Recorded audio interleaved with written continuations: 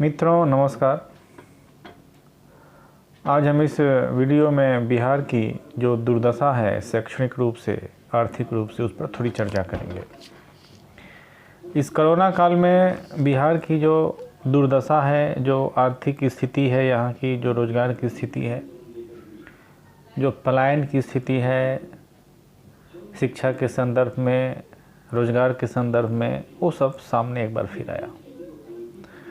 जो पूरे देश में मज़दूरों का आपाधापी वापस आने के लिए मचा और छात्रों का मचा, उसमें अधिकांश जो लोग थे वो सब बिहार से संबद्ध थे, बिहार के थे। मुझे लगता है कि सबसे अधिक प्रवासी जो हैं देश के अंदर वह बिहार के ही हैं, यानी कि बिहार में उन्हें वाजिब जगह नहीं मिलता है न काम करने के लिए और न ही पढ़ने के लिए कि वे अपने श्रम संसाधन का या आर्थिक संसाधन का प्रयोग करके यहाँ पर पढ़ सके और अपनी जीविका का उपार्जन कर सके। क्या बिहार शुरू से ऐसा था? तो जवाब होगा कि नहीं। बिहार की एक प्राचीन गौरवशाली परंपरा रही है जिस पर आप गर्व कर सकते हैं। बिहार की एक, जहाँ तक शिक्षा की बात है, एक गौरवशाली परंपरा रही है शैक्षणिक। यह वही बिहार है की भूमि है जिसने विश्व को विश्वविद्यालय का एक कॉन्सेप्ट दिया। आपने नालंदा विश्वविद्यालय के बारे में सुना होगा। नालंदा विश्वविद्यालय 1197 ईस्वी तक उच्च शिक्षा का एक विश्व स्तरीय केंद्र था जहाँ देश विदेश के विद्यार्थी पढ़ने आते थे। यहाँ 8 एजुकेशनल कैंपस था, 9 फ्लोर्ड लाइब्रेरी थी और सबसे आश्चर्यजनक बात यह है कि छात्र और शिक्षक के का अनुपात बड़ा संतुलित था, आदर्श अनुपात था, यानी कि प्रति 5 विद्यार्थी पर 1 शिक्षक की व्यवस्था थी। जो भी दस्तावेज मिले उससे पता चलता है कि एक समय में नालंदा विश्वविद्यालय में 10,000 विद्यार्थी और 2,000 शिक्षक निवास करते थे। देश के भिन्न भागों से तो यहाँ विद्यार्थी आते ही थे। जापान, चीन, तिब्बत, ईरान, तुर्की, इंडोनेशिया आदि देशों से भी यहाँ विद्यार्थी पढ़ने के लिए आया करते थे। उसी तरह विक्रमशिला विश्वविद्यालय भी अपने नष्ट होने तक 1193 में नष्ट हो गया। यह भी एक बहुत बड़ा विश्वविद्यालय था जहाँ की देश विदेश से विद्यार्थी पढ़ने के लिए आया करते थे। उच्च शिक्षा का केंद्र था और यहाँ की जो विशेषता थी कि आज ही की तरह वहाँ एयर कंडीशनड क्लासरूम थे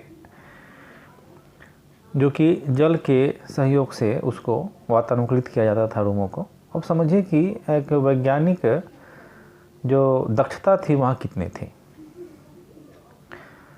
इस्लामिक आक्रमण के प्रमुख प्रभाव में एक प्रभाव ये भी रहा कि बिहार की गौरवशाली शैक्षणिक परंपरा नष्ट हो गई। और मेरे लिए आश्चर्य और क्षोभ का विषय यह भी है कि जो व्यक्ति इस गौरवमयी परंपरा को विनाश का उत्तरदायी रहा, उसके स्मृति में बिहार में एक शहर का नाम रखा गया जिसे आप बख्तियारपुर के नाम से भी जानते हैं। क्या ये सहिष्णुता है बिहारियों की कि एक ऐसे व्यक्ति के नाम पे शहर को बर्दाश्त कर पा रहा है जो कि उसके विनाश के लिए उत्तरदायी है? अब इसका जवाब मैं क्या दूं? इस सहिष्णुता नहीं कही जाएगी, एक तरह से कहा जाए तो मेरे हिसाब से इसको जो है हम जागरूकता की कमी कहेंगे। राजनीतिक लोग उस शहर को या उस शहर के नाम को बदलने की हिम्मत नहीं कर सकते क्योंकि उन्हें मुस्लिम वोट बैंक का खतरा नज़र आता है। जबकि मेरा मानना है कि अगर कोई मुसलमान जो स्वयं को भारतीय मानता है वह बख्तियार खिलजी को अपना आदर्श मान ही नहीं सकता, और अगर वह बख्तियार खिलजी को अपना आदर्श मानता है तो वह फिर भारतीय नहीं है। मनोवैज्ञानिक रोचक तथ्य ये है कि जो नेता ये मानते हैं कि बिहार के मुसलमान बख्तियारपुर का नाम बदलने से नाराज़ हो जाएंगे, तो स्पष्ट तौर पर मुसलमानों को भारत के प्रति निष्ठावान नहीं मानते हैं। बात साफ है कि अगर हम मुसलमानों को भारत के प्रति निष्ठावान मानते हैं तो हमारे मानने का यह कोई आधार नहीं है कि हम माने कि मुसलमान के आदर्श या मुसलमानों के आदर्श बख्तियार खिलजी हो सकते हैं। बहरहाल हम बात इस बात की कर रहे थे कि बिहार की शिक्षा व्यवस्था और उसकी आर्थिक व्यवस्था का यह बुरा स्थिति कैसे हो गया। आज़ादी के समय भी बिहार में राष्ट्रीय स्तर के शैक्षणिक संस्थान थे। आज़ादी के समय Patna science college, Patna college, BN college, Muzaffarpur का लंगर सिंह कॉलेज, पटना का PMCH आदि राष्ट्रीय स्तर के संस्थान थे। और मुजफ्फरपुर तो एक राष्ट्रीय स्तर का शैक्षणिक केंद्र था जहां देश की मेधाएं आकर शिक्षा ग्रहण करने के सपने देखा करती थी। विकास की गति जो उद्योग और शिक्षा के क्षेत्र में है, बिहार में आज़ादी के बाद 15-20 सालों तक ठीक ठाक चला था, लेकिन उसके बाद गर्त की ओर जाने लगा। तो उसमें मुझे लगता है कि एक तो केंद्र की नीति थी, और दूसरा मेरा मानना है कि यहाँ पर जो है जातिवादी राजनीति का जो है को बहुत बढ़ावा दिया गया, और लीडरशिप का भी एक कमी मैंने देखा कि रहा, कि वैसा लीडरशिप नहीं रहा जो कि लोगों को एक सही नेतृत्व दे सके और विकास की धारा पर उनको बढ़ा सके। यहाँ के जातिवादी नेता अपनी जाति का विकास करने के नाम पर केवल अपना विकास किए, और पूरे राज्य के भविष्य को उन्होंने गर्त में डाल दिया। क्योंकि जब राज्य का विकास होता आर्थिक रूप से, औद्योगिक रूप से, तो निश्चित तौर पर उससे सबका फायदा होता, कोई एक जाति का तो फायदा होता नहीं। लेकिन उन्होंने राजनीति का बड़ा ही शॉर्टकट तरीका अपनाया कि जाति का नाम लो, जाति की बात करो और फिर लोगों को मूर्ख बनाओ और बिहार को पिछड़ा बना दो। आखिर क्या कारण है कि आज की तारीख में प्रति व्यक्ति आय बिहारियों का सबसे कम है। एजुकेशन का जो इंडेक्स होता है उसमें बिहार सबसे नीचे है। यहाँ लड़कियों का जो नामांकन दर है वो पूरे देश के राज्यों में सबसे नीचे है। तो कहीं ना कहीं तो ऐसा लगता है कि हमारा लीडरशिप की जो दूरदर्शिता है वह सवालों के घेरे में है। हम इस बात को समझना पड़ेगा।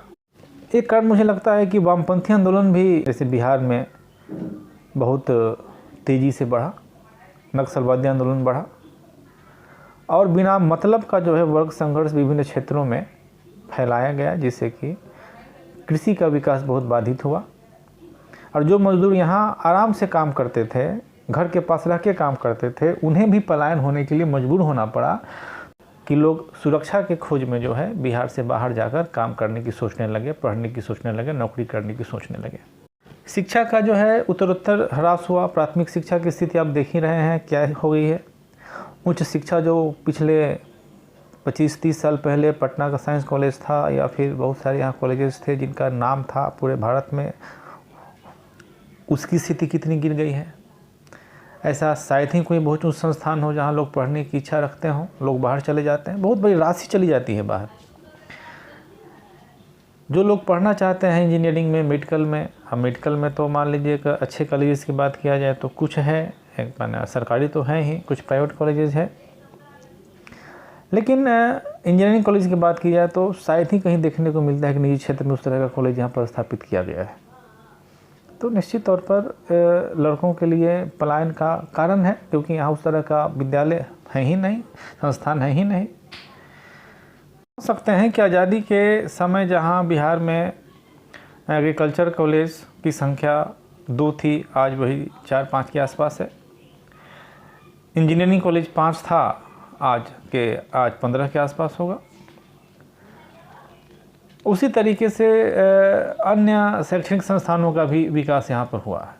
तो जाहिर सी बात है कि बिहार के बैकवर्डनेस का एक बहुत बड़ा कारण ये भी है कि यहाँ उच्च शैक्षणिक केंद्रों का विकास नहीं हुआ है, स्थापना नहीं हुआ है।